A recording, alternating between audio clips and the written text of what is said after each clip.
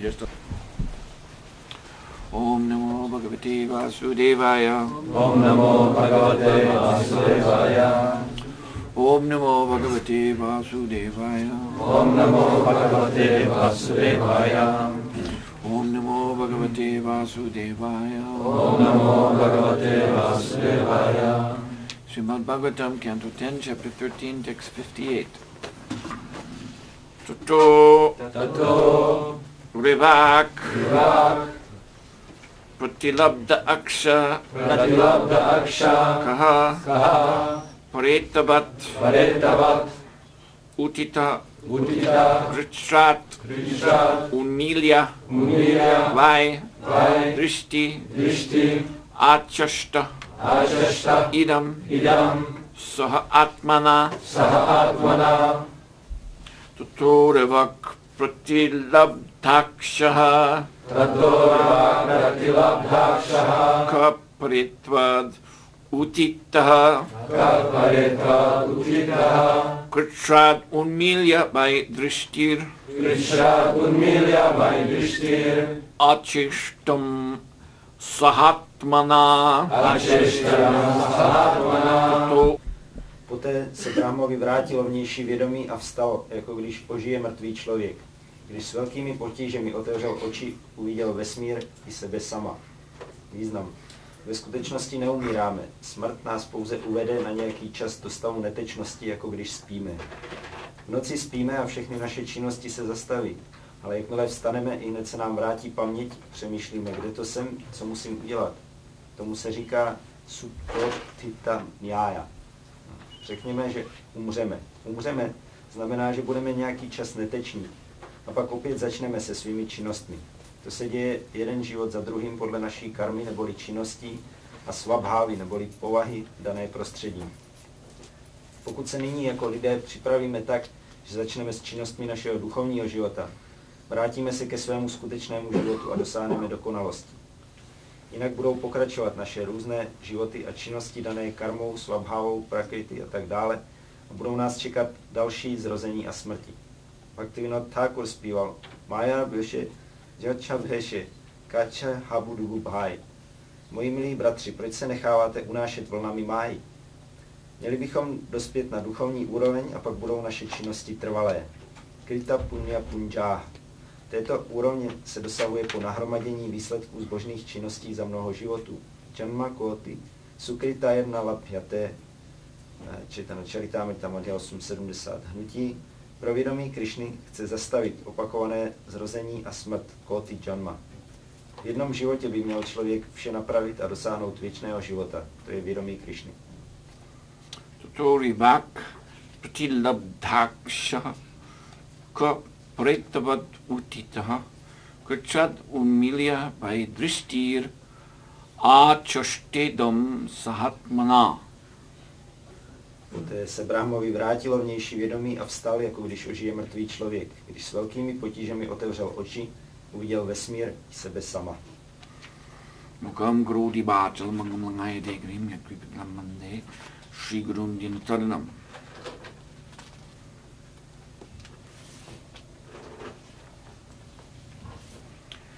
Srila Prabhupada mentions in the purport karma, svabhava and prakriti. Prabhupada ve výkladu zmiňuje karmu, svabhavu a prakriti. According to these, he writes, our varieties of life and activity continue. Píše, že podle těchto faktorů budou pokračovat naše životy a činnosti. And so also do our birth and death.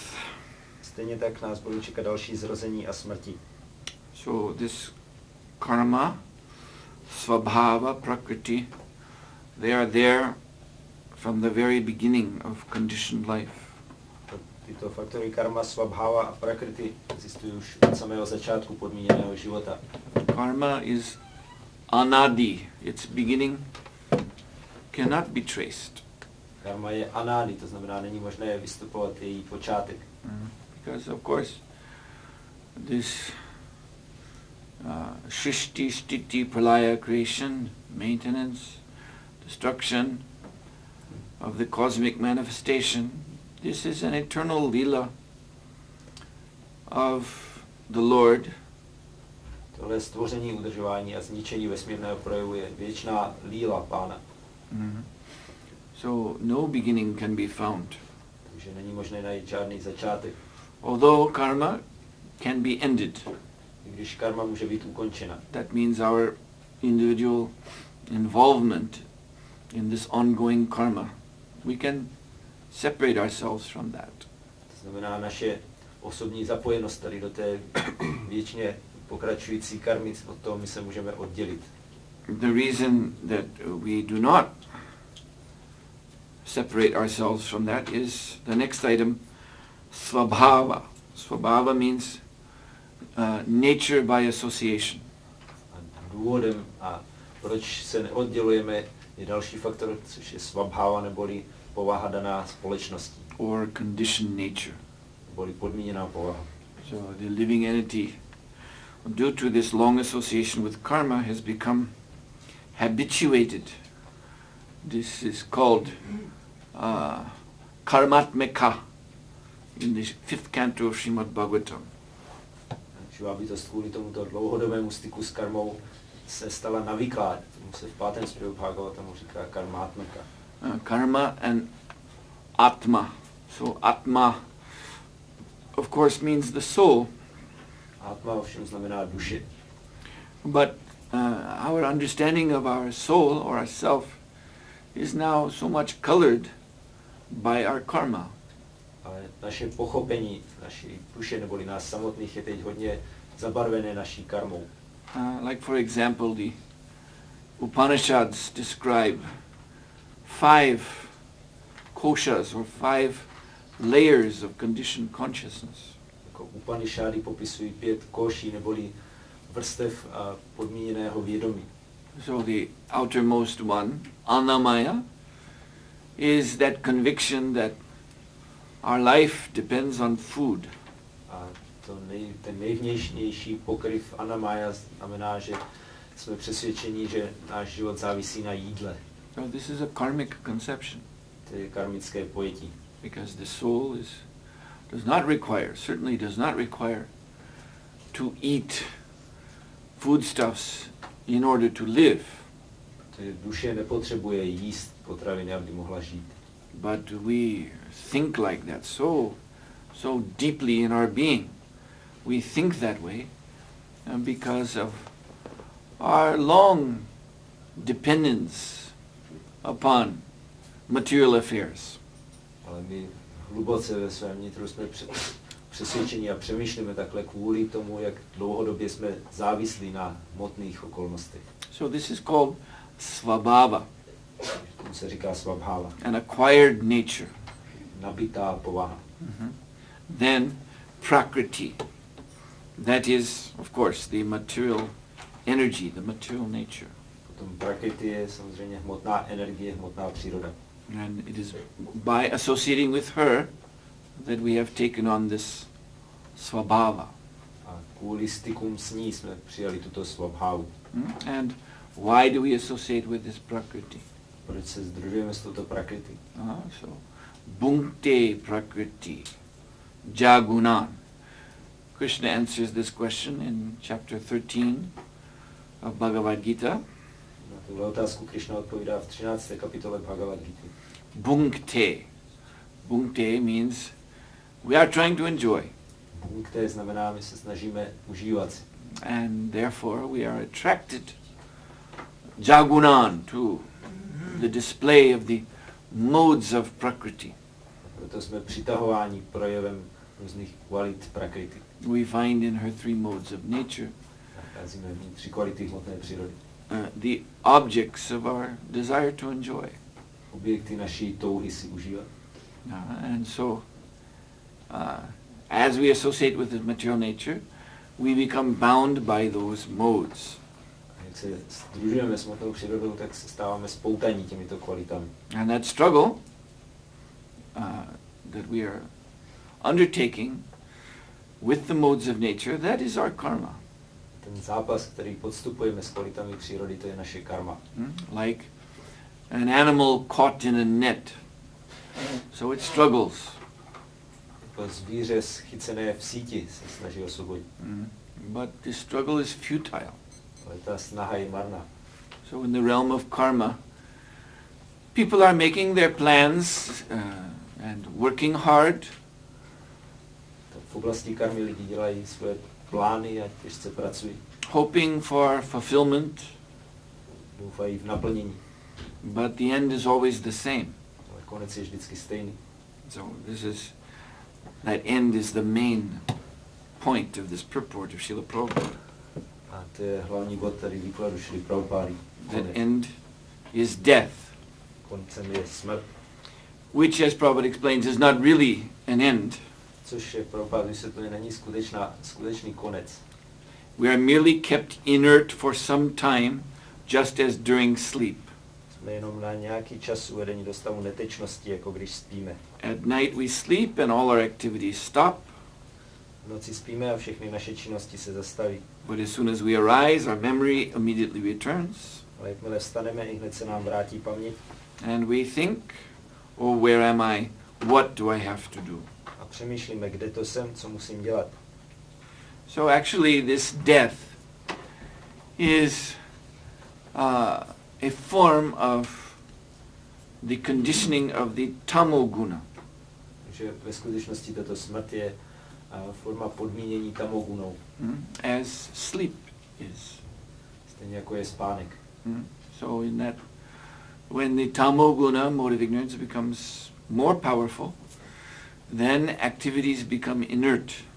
Consciousness also inert. Když je kvalita nevědomosti mocnější, tak činnosti i vědomí jsou netečné. So at night, when one is sleeping, one is renewing, the energies of the body are being renewed. A jakmile člověk spí, tak to znamená, že obnovuje energie svého těla.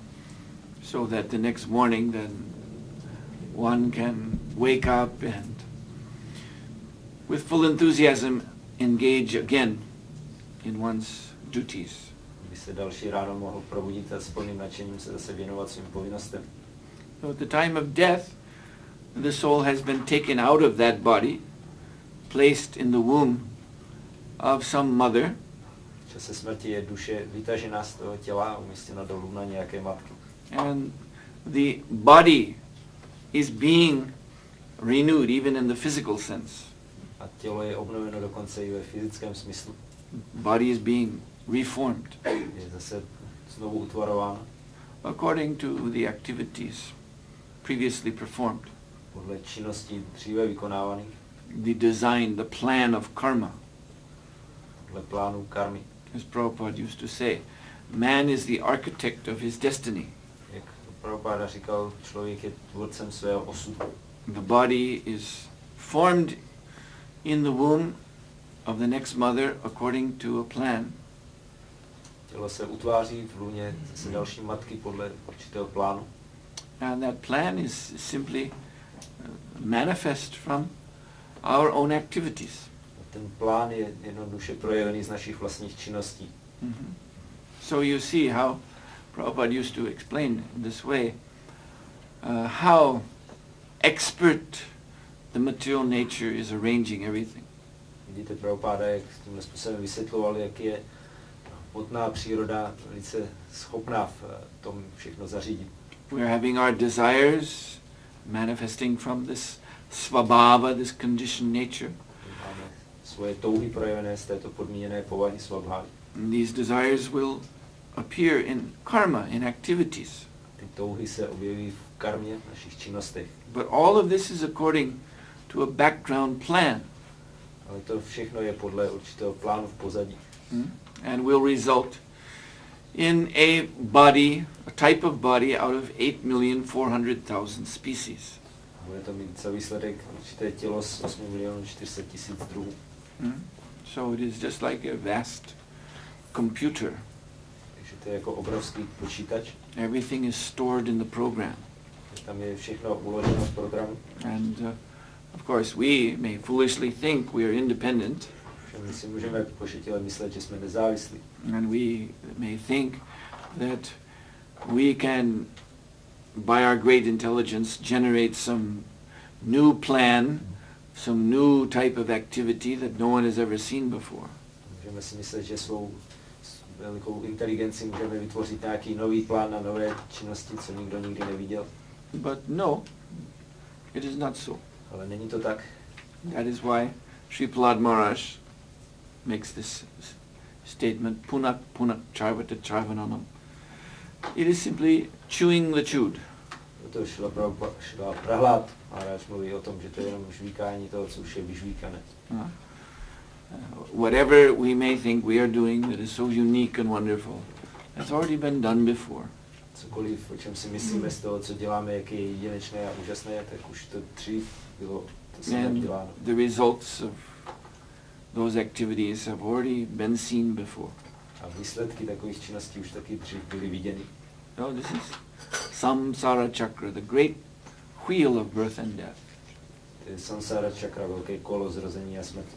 And our struggles in this material energy, simply the power that is turning that wheel. A náš zápas tady v rámci hmotné energie je právě tou silou, která tohle kolo pohání. So, as Srila Prabhupada cites here, Bhaktivinoda Thakur, Mayara Vashi Jachu Beshi Kachu Habu Dhubu Bai. In this way, living entities are being tossed and turned in the waves of Maya. Prabhupada tady cituje Bhaktivinoda Thakura, že tím způsobem živé bytosti jsou pohazovány vlnami máji. You see? The waves of Maya sometimes, they're elevating someone. Vlny máji občas někdy někoho vynesou nahoru. So, one of the modes of nature is the mode of goodness. Jednou z kvalit přírody je kvalita dobra. So we may ride the wave, the upward wave of the mode of goodness. My se můžeme vést na této vlně kvality dobra, která nás vynáší nahoru. And attain some exalted position. A získat nějaké vznešené postavení. The demigods, their existence is in sattva guna. Existence polobohu je na úrovni sattva guna. But then that same wave, after having come and raised us up, then as it goes, it is dropping us down. No potom ta stejná vlna, která nás takhle vynesla nahoru, tak potom zase nás spouští dolů. And down means rajoguna, tamoguna. Dolů znamená rajoguna, tamoguna. And then again, raised up. Potom znovu nahoru. So these are the waves of Maya, the waves of the Triguna Prakriti. To jsou vlny máji nebo triguna prakriti. So to come to the spiritual platform means to come out of this tossing of the waves of material nature. Dojít na duchovní úroveň znamená vymanit se tady z toho pohazování si hmotné přírody. The steady platform. Na stálou úroveň. So this is the platform of spiritual activities. To je úroveň duchovních činností. So the practice of Krishna consciousness, the aim is to situate the living entity within, instead of a womb of material mother, as Prabhupada explained, the womb of the internal potency of the Lord. A cílem praktikování vědomí Krišny je, abychom se dostali místo luna hmotné matky, jak říká Prabhupada, do luna vnitřní energie Pána. So in the womb of the internal potency, their spiritual activities, a spiritual body are being developed. A v luně vnitřní energie se vyvíjí duchovní činnosti a duchovní tělo. But mamchi yoga bacharina bhakti yogena sevate sagunan samatitaita brahmabhuyaya kalpate. To attain this is called brahmabhuta. That position, spiritual position of the living entity, his form and manifest in the spiritual nature. That is called the brahmabhuta existence. Duchovní postavení živé bytosti projevené v duchovní přírodě se nazývá existence Brahma Bhuta. So that is attained when one is, as Krishna clearly says here, engaged in devotional service, mamchyo vibhacharina, without falling back into material nature. Toho se dosahuje, jak vysvětluje Krishna, když se osoba zaměstná oddanou službou bez toho, aby padala zpátky do hmotné přírody. Sagunan samatitaitan.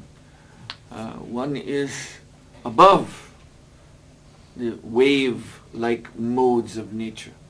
Potom je takový oddaný nad těmito vlnami kvalit hmotné přírody. In this way, Brahma Bhuyaya Kalpate. One comes to the original, real platform of the living entity. Přichází na původní skutečnou úroveň živé bytosti. The Krishna consciousness movement, Prabhupada writes, wants to stop koti janma, repeated birth and death. Prabhupada píše, hnutí pravědomí Krišny chce zastavit opakované zrození a smrt koti janma. In one birth, one should rectify everything and come to permanent life. V jednom životě by měl člověk vše napravit a dosáhnout věčného života. This is Krishna consciousness. To je vědomí Krišny. Yes, so janma karma chame divyam. Krishna says, even I am coming here to this material world, but my appearance and my activities are transcendental. Krišna říká, já také přicházím tady do hmotného světa, ale moje zjevení a moje činnosti jsou transcendentální. And one needs to know this, Krishna says. Evam yo veti tattvata. One needs to know this in tattva, in truth. Krišna říká, že tohleto musí člověk vědět v pravdě. One has to know Krishna as he is. Musí znát Krišnu takového, jaký je. Yes. And knowing Krishna as he is means, again, to know this, that one can perform activities in this world that are divyam, transcendental. Krishna is doing it, and Krishna's pure devotees are doing it. Znát Krišnu takové, jaké je, znamená vědět, že je možné vykonávat činnosti v tomhle hmotném světě, které jsou transcendentální. Dělá to Krišna, dělají to i čistí oddaní. So what we have to become bound to Krishna. Že my musíme se připoutat ke Krišnovi. Now we are bound again to Prakriti, to material nature. Teď jsme připoutaní k Prakriti, k hmotné přírodě. And by that bondage we have an acquired nature, svabhava. Z té připoutanosti jsme získali svou povahu svabhavu. And because of that nature we are impelled to engage in karma. Tato povaha nás nutí věnovat se karmě. You see? That nature, it can do nothing else. Ta povaha nemůže dělat nic jiného. So that means one after the other, this has to change. Takže tohleto se musí jedno po druhém změnit. Karma will stop when we are free of this svabhava, this acquired nature. Karma skončí, když jsme osvobozeni od této nabité povahy svabhavy. This materialistic attitude of the living entity. Materialistického postoje živé bytosti. Bahirmukh. You see, this is what it's called in the Chaitanya Charitamrita. A tomu se Chaitanya Charitamrita říká Bahirmukh. Krishna Bahirmukhaha. We have turned away from Krishna. Bhoga vanchikari. Desiring this bhoga. Bhunkte. Prakriti. Jaguna. We desire to enjoy. Jsme se odvrátili od Krishny s touhou si užívat. And so therefore, this svabhava overcomes us. Proto nás tato svabhava přemůže. We become convinced right in the heart. What is that? Prahlad Maharaj, Grihavrata, yes, Grihavrata, that determination in the heart that we cannot exist without sense gratification. My začínáme být přesvědčeni, jak říká Prahlad Maharaj, Grihavrata, že jsme přesvědčeni, že nemůžeme žít bez smyslového požitku. This is svabhava. To je svabhava. So if the svabhava is there, the karma will be there. A pokud je svabhava, tak bude i karma. And the svabhava is there because, again, Prakriti, we are associating with Prakriti. A svabhava je tady kvůli Prakriti, se kterou se sdružujeme. Coming under her control. A přicházíme pod její vládu.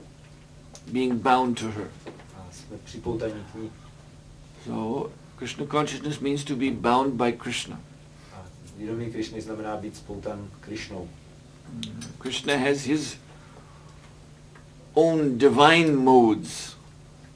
Krishna má svoje vlastní božské kvality. When Krishna says Janma Karma Chame Divyam, he is talking about birth and activities in the transcendental modes of spiritual nature. Říká Krishna Janma Karma Chame Divyam, tak mluví o zrození a činnostech v kvalitách jeho transcendentální přírody. This Samvit Shakti,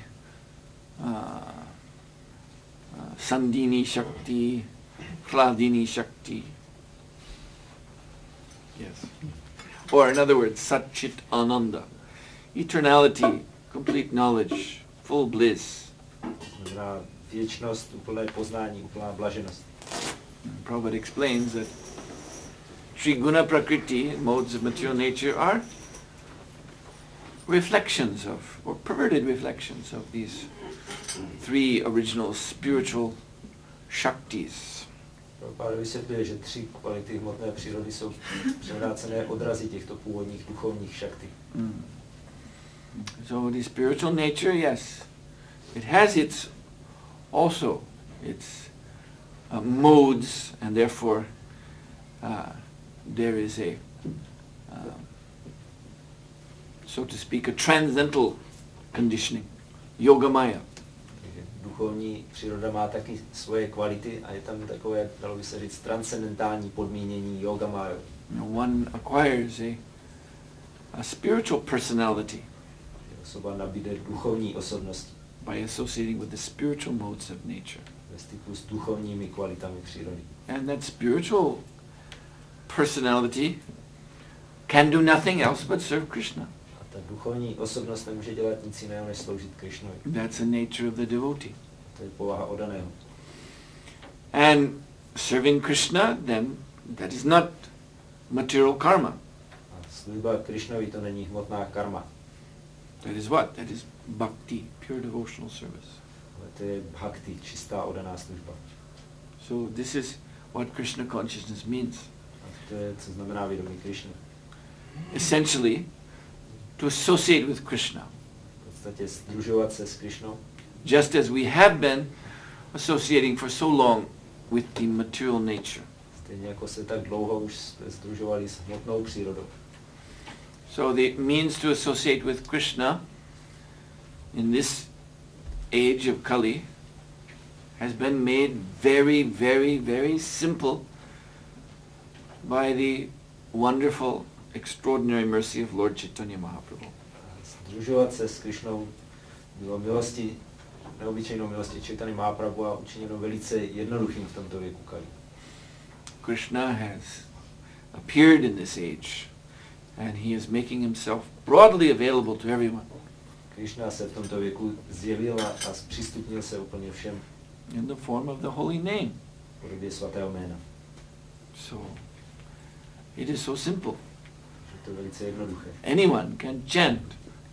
Každý může zpívat. Hare Krishna, Krishna Krishna Krishna, Hare Hare, Hare Rama, Rama Rama, Hare Hare.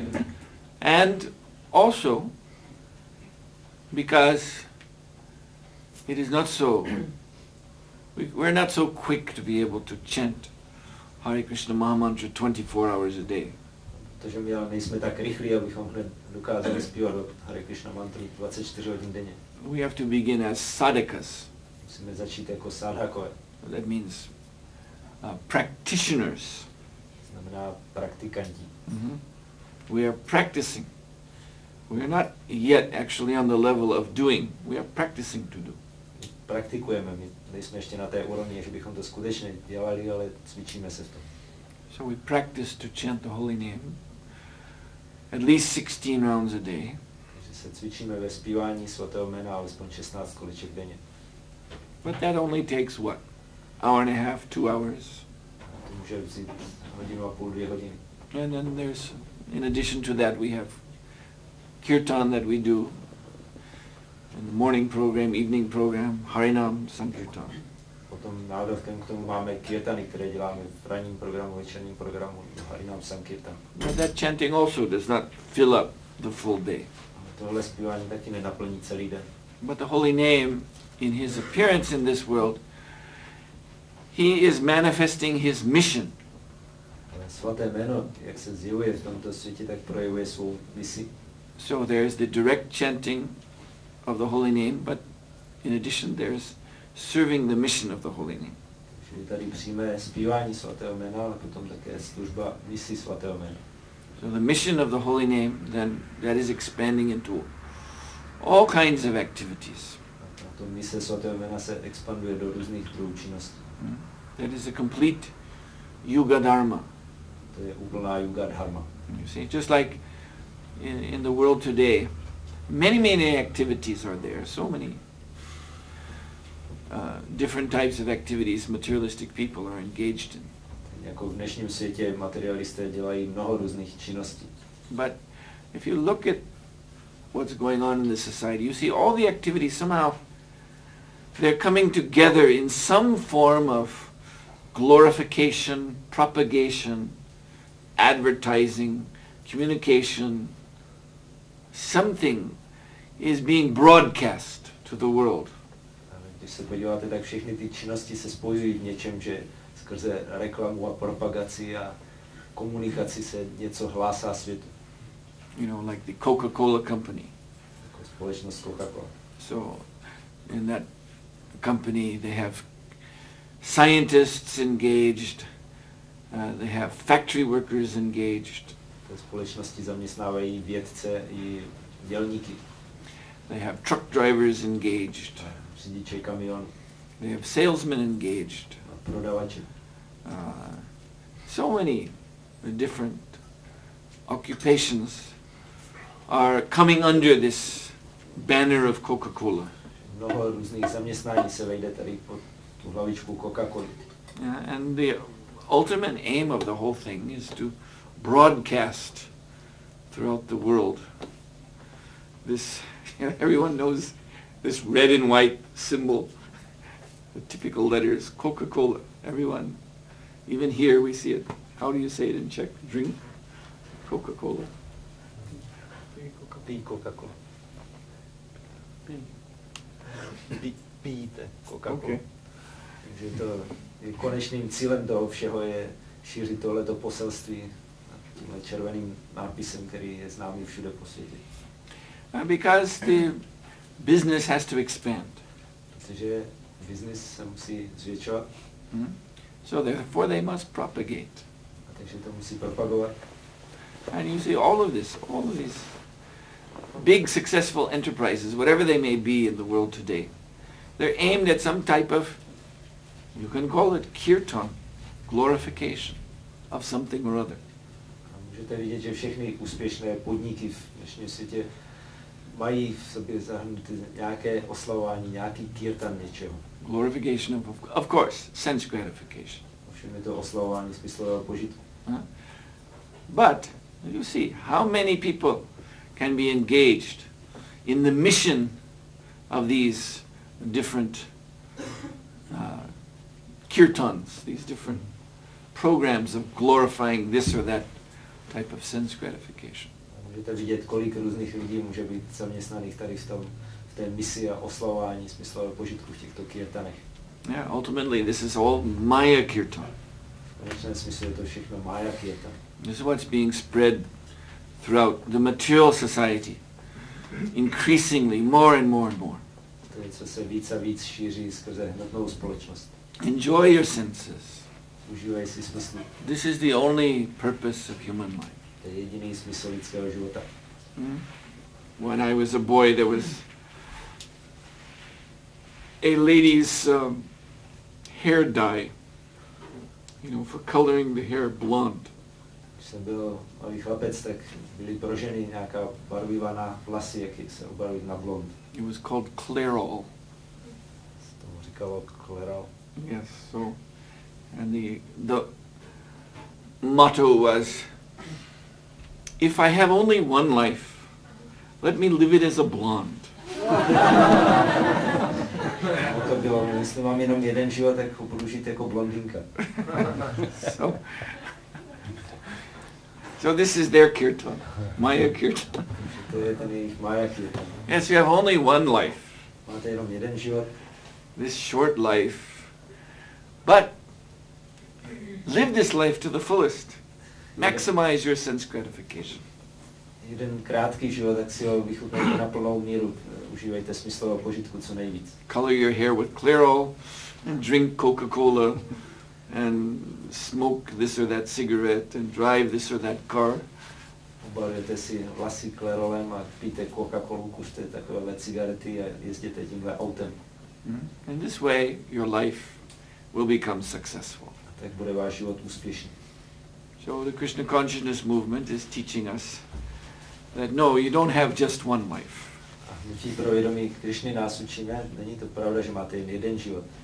There'll be another life, and another life, and another life after that. Potomhle přijde další a další život. And if we live this human life for sense gratification, then the next lives will be very nasty. A když budeme žít tenhle lidský život pro smyslový požitek, tak příští život bude hodně ošklivý. So, the mission of the Krishna consciousness movement is to propagate the chanting of the Hare Krishna Mahamantra.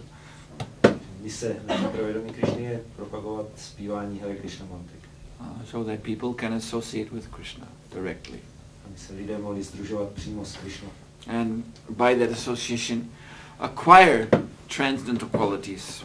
Tím stykem získat transcendentální vlastnosti. Acquire a transcendental identity. Má být transcendentální totožnost. Become a devotee. Stát se oddaný. Among Krishna's unlimited devotees in the spiritual world. Z mnoha, nekonečně mnoha Krišnových oddaných v duchovním světě. So this mission, the mission of the holy name, that is also full of all kinds of variety of engagements. Tahle mise svatého jména, v ní jsou zahrnuté také mnoho různých druhů činností, zaměstnání. Which are, of course, manifest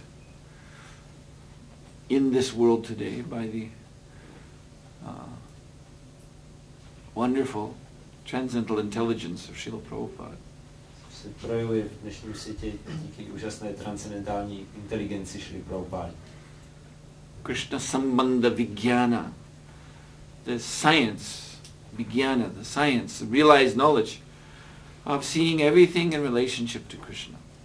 Věda, nebo realizované poznání, jak všechno vidět ve vztahu s Krišnou. So this is the process of conquering over, coming over the death which devours everyone at the end of this brief embodiment. To je proces, jak překonat smrt, která pohltí každého na konci tady toho krátkého vtělení. Everyone who is engaged in karma only in this brief human form of life. Každý, kdo se po tuto krátkou dobu lidského života věnuje pouze karmě, Are swallowed by death tak je pohlcen smrtí. and then reborn again to suffer or enjoy the results of that karma. Potom se rodí znovu, aby si užíval nebo trpěl výsledku této karmy. So that great snare of death, it can be overcome by one who takes shelter of Krishna's mission in this world today. A tuhle léčku smrti může překonat ten, kdo přijme útočiště u Krišnovy mise v dnešním světě. In one birth, Srila Prabhupada writes, one should rectify everything and come to permanent life. Prabhupada píše, že v jednom životě by měl člověk všechno napravit a dojít k věčnému životu. This is Krishna consciousness. To je vědomí Krišny. Any questions? Jaké otázky?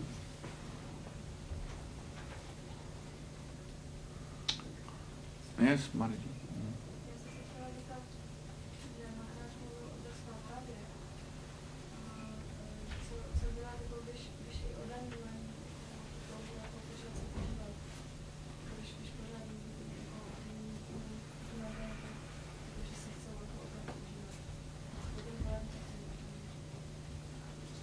Maharaj mluvil o svabhavě a co poradit oddaným, kteří také mají touhu si užívat. Spoke about svabhava, which is the result of this desire to enjoy. So what advice would you have for the devotees if even one is a devotee practicing but still having some desires to enjoy. Well, one needs to become rightly situated. Je potřeba mít správné postavení. You see, we engage in devotional service also with some view to guna and karma, our acquired quality of work. Vykonáváme oddanou službu pořád s ohledem na gunu a karmu, na naše nabité vlastnosti činnosti. So according to that, this is taking into account that svabhava, that acquired nature. Tahle nabitá povaha, svabhava, ta se bere v úvahu. So according to that, then one should engage that nature in Krishna's service. Podle toho je potřeba zaměstnat svou povahu ve službě Krishna. You see?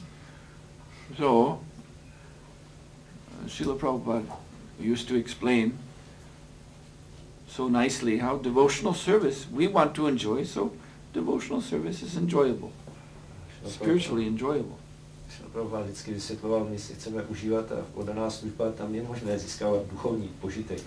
And this is the scientific process of the nature that we have now to engage it suitably in these blissful activities of service to Krishna. To je vědecký proces, jak tu povahu, kterou teď máme, vhodným způsobem zapojit a zaměstnat tak ve vztahu ke Krishnovi. So that the satisfaction of these activities will be complete. Aby spokojenost z těchto činností byla úplná. The problem with the materialistic activities is that the satisfaction is kila. Kila means incomplete. A to je problém s materialistickými činnostmi, že spokojenost, kterou přináší, je kila, neboli neúplná. You see? Because it is centered on our own desires. Takže je soustředěná na naše vlastní touhy. So our desires are there, but center them on Krishna's satisfaction. Takže my máme svoje touhy, ale potřeba, abychom je zaměřili na Krishnovu spokojenost. And that way, the satisfaction will become akila, complete, fully satisfied. Potom bude spokojenost akila, neboli úplná, úplně uspokojující. And then that is the end. That completeness of satisfaction is the end of material desire. Tahle úplná spokojenost je koncem hmotných tužeb. Material desire simply means I'm not satisfied in what I'm doing. Hmotné touhy znamená jednoduše, já nejsem spokojený s tím, co dělám. And therefore I'm being driven by my senses to try to enjoy this way, that way, the other, experiment in this world of sense gratification. Proto mě smysly pohánějí, abych se snažil užívat tímhle tamtím způsobem a experimentovat v tomhle světě smyslového požitku. And this is why people are so agitated and so unsteady. Proto jsou lidé tak rozrušení a nestálí. Their lives are full of so many ups and downs. V životě tolik nahoru a dolů. Because they're not properly situated. Takže nejsou správně umístěni. So this is an art. To je umění. Prabhupada called it dovetailing. Prabhupada tomu říkal zapojování. They do this in carpentry. Wood is fit together. Expert carpenter doesn't even need glue. He can just fit the wood together so expertly it will hold.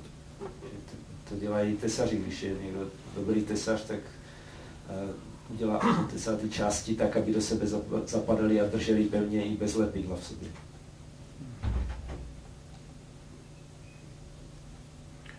And so for that we need direction, therefore spiritual master is essential.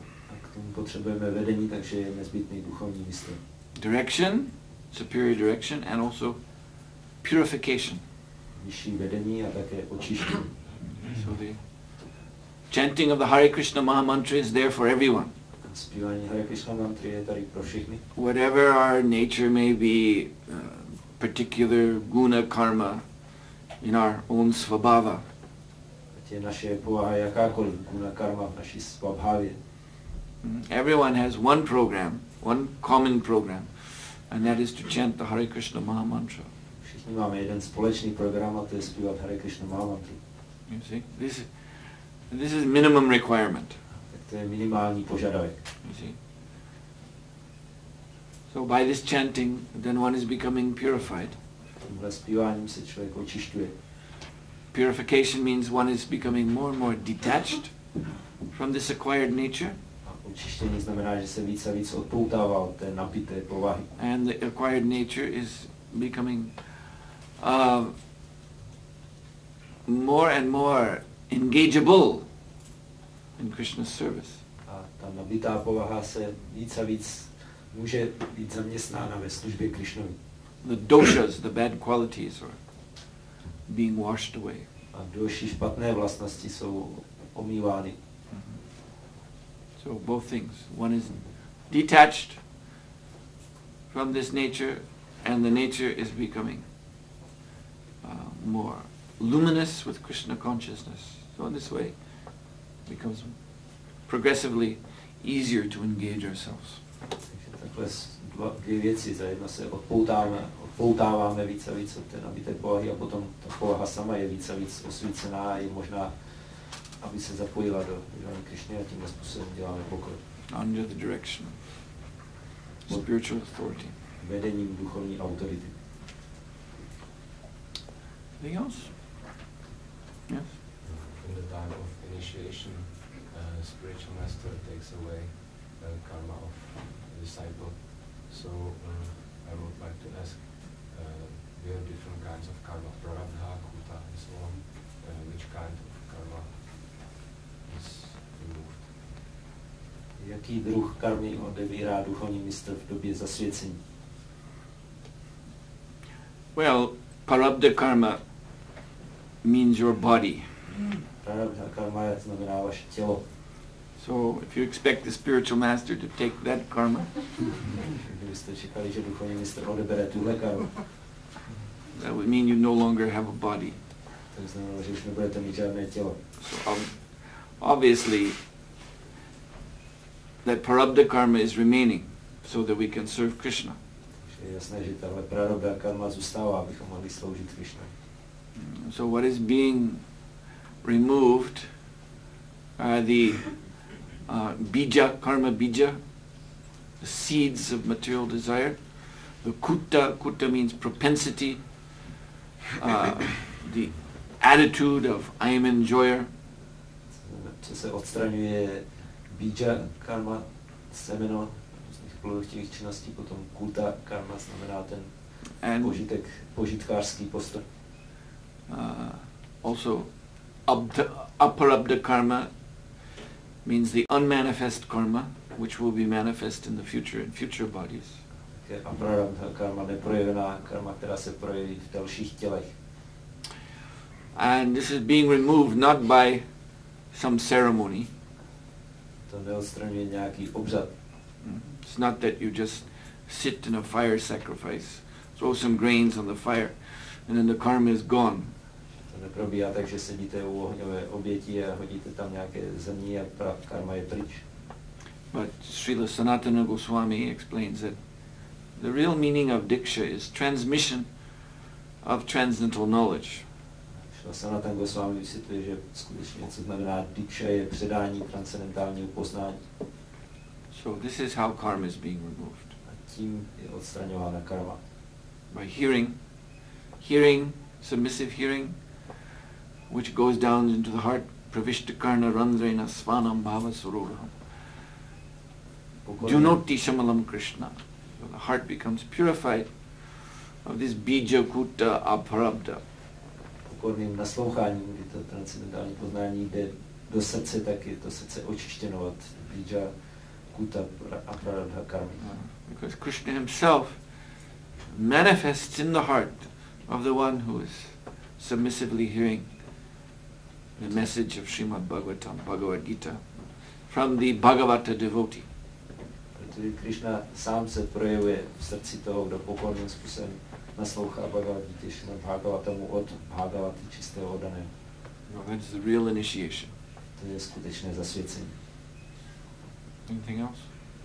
Co dalšího? Okay, Srila Prabhupada ki jai, Srimad Bhagavatam ki jai, Gaur Premanandi